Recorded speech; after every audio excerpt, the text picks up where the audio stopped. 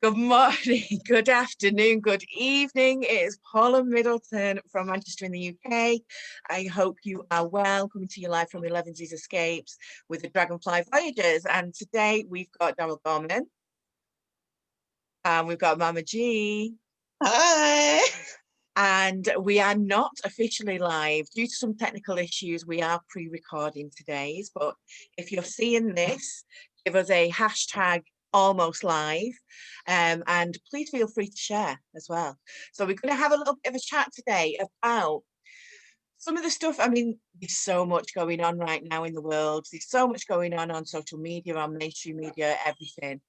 And I wanted to talk about how things can be misunderstood or misconstrued, because there's lots of ways that can happen. And I come across it every single day in my work life and in my personal life. Because I speak to so many people each day, and because sometimes that's only in text or in written sort of messages and stuff, sometimes the actual feeling on and the actual way you're trying to put yourself across and the information you're trying to share, it's not always clear. And so it's really important that we make sure that we're being as clear as we possibly can, because there's been so many times that people have that I have misunderstood other people about what they're telling me, and it can end up becoming a conversation that was never sort of meant to be. So we're just kind of talking about and talking about how there's stuff out there in the media world. It can happen anywhere, it can happen at any time, and we're just going to have a chat about that. And we're also going to be talking about how assumptions can make an ass out of you and me, but we have assumptions made about us in our business every single day. So we're going to talk about that as well in a minute. So ladies, what are your thoughts on miscommunications, misunderstandings, that kind of thing? Well, I could say that it's tone of voice, isn't it, that colours what you say. And without the tone of voice behind the text or the message, people don't necessarily understand what you're. I misconstrue what people say, and people misconstrue what I'm saying. In fact, my daughter sent me a text the other day, and I was quite hurt by it. When I read it, it hurt me. The way she'd written it was a bit like, oh. And yet, in reality, had she spoken to me, I probably wouldn't have reacted in that way if we were speaking. And I also find that when I text and message people about my business, I've learned to keep it really simple, because people don't read it. They read the top, that they only seem to react to the bottom bit you said, and they seem to have not read the explanation at the top end of what you're saying. So I do in little bite-sized pieces now, in order to be clear about what I'm saying, for people to pick up what I'm trying to tell them. Brilliant. Yeah, I know exactly what you mean, because I've had messages from friends and family and I'm like, well, that's a bit blunt, but they didn't mean it quite in that way. Mama G, what are your thoughts? I am thinking about with the misconstrued thing, I'm thinking about when I'm talking to people from different countries. And I'm trying to think of something, a saying that we British say that means one thing to us and another thing to somebody in another country. So they are receiving my message. It might be my humor, or it might be just the way we word things, but they're receiving my message their way, even though I have, given them a message and believe that they'll be able to get it.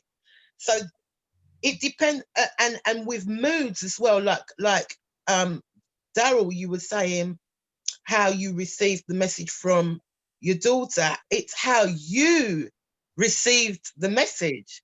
Like I would maybe receive a message from somebody and it will say, I don't like chicken curry, right? I might have just mentioned that I had chicken curry for dinner. When they say, oh, I don't like chicken curry, and then I read that and it's like, oh, well, I didn't offer you my chicken curry. That I don't want your opinion, like, but then the next message comes and it says, but I don't mind the madras. You know what I mean?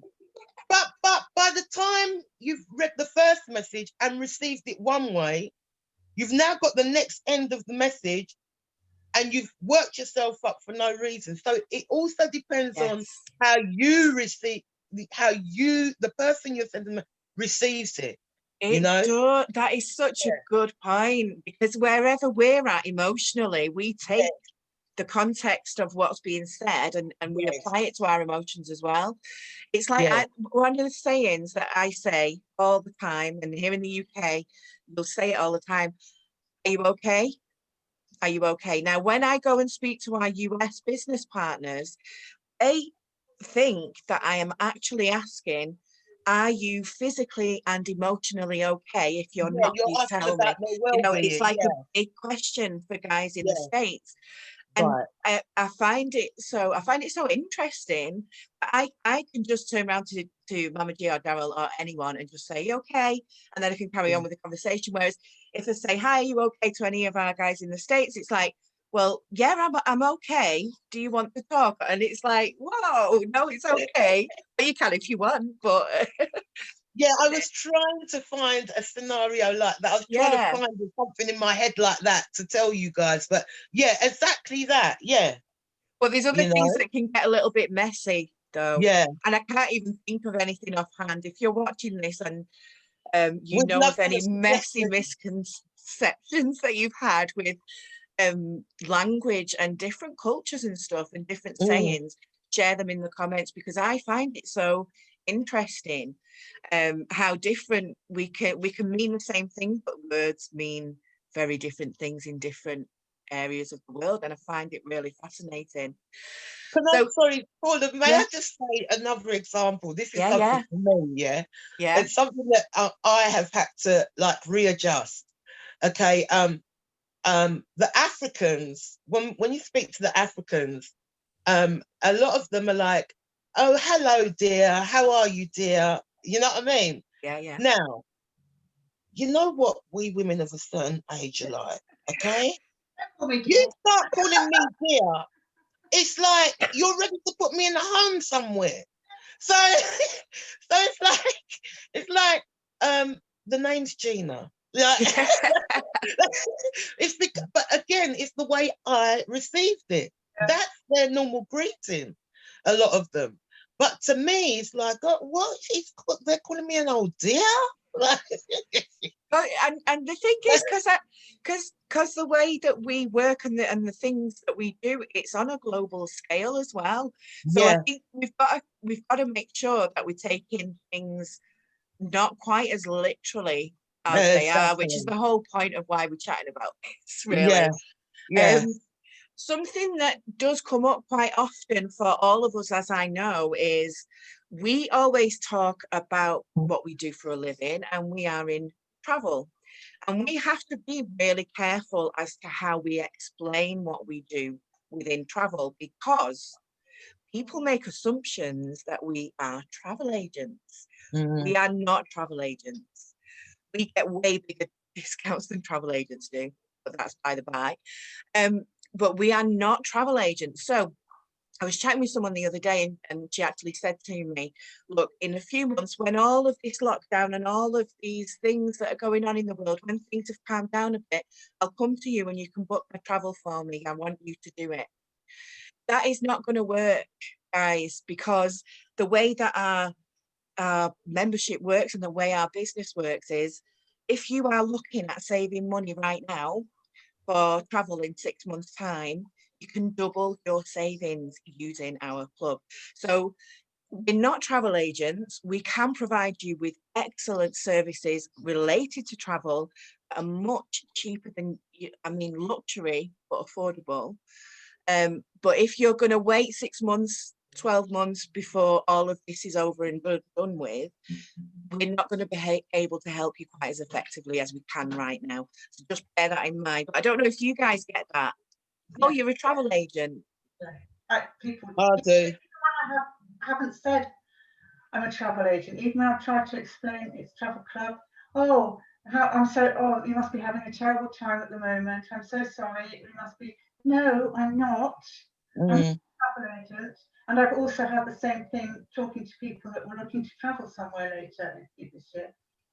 And and now I'll go back to them. Oh, are you still interested in looking at some more details? No, not at present, because of the situation. No, I'm not looking right now because of what's going on.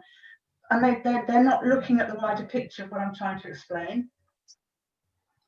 Yeah. And it's making those assumptions, because to be fair, I would make the same assumptions. I would assume if you're in travel, then you must be a travel agent. Until 2 years ago, I didn't know there was any other way. Yeah.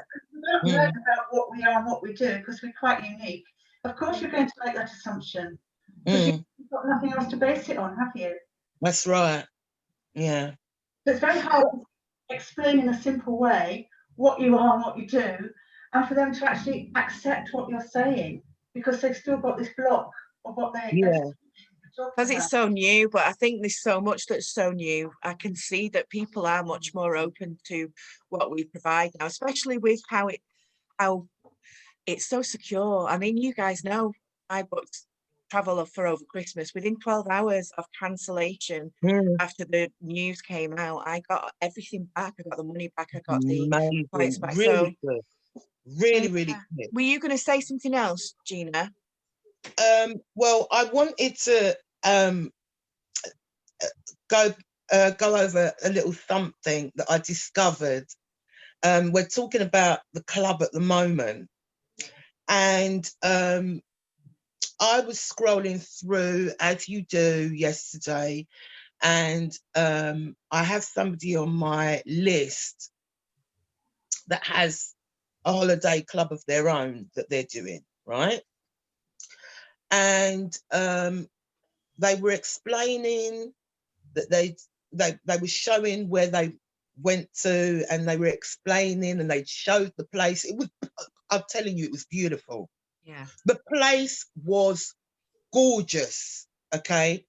It was called the Grand Mayan, and it's in Puerto Rico, Vallarta, Mexico. And hold on, and they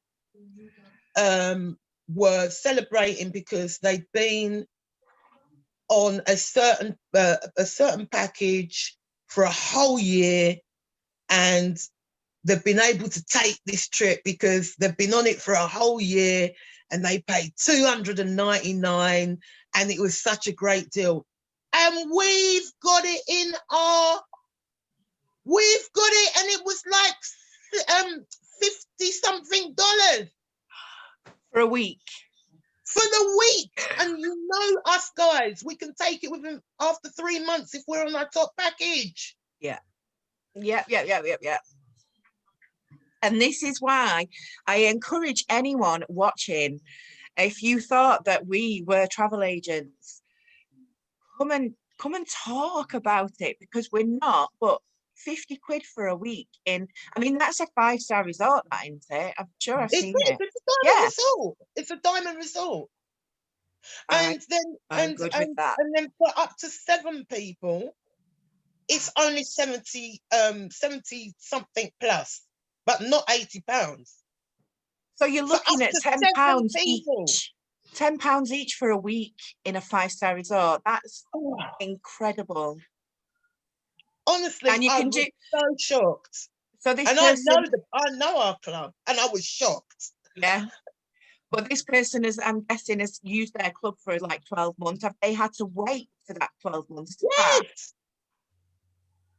They had to wait. They were celebrating the fact that because they had been on a certain package for 12 months, they were able to take this trip.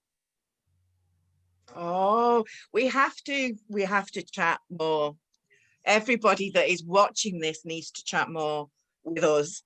But on that note, that's an incredible note to end on. I'm literally going to tell you a bit of a quote that is related to misunderstanding and miscommunications. It's a little bit of a funny one. If you have any questions, please drop them in the comments below. If you know us or this is being shared with you and you know one of our Dragonfly Voyagers community, please get in touch. I'll also be sharing the group in the comments. Jump in the group if you're not in there already, because there's so much in there going on. So this quote: the height of misunderstanding, a man marrying his own secretary, thinking that she will still follow his orders as before. I love that. Right, ladies, thank you so, so much. It was good to see you. Thank you for watching. We'll see you soon. See you later. Thank you. Bye. Thank yourselves.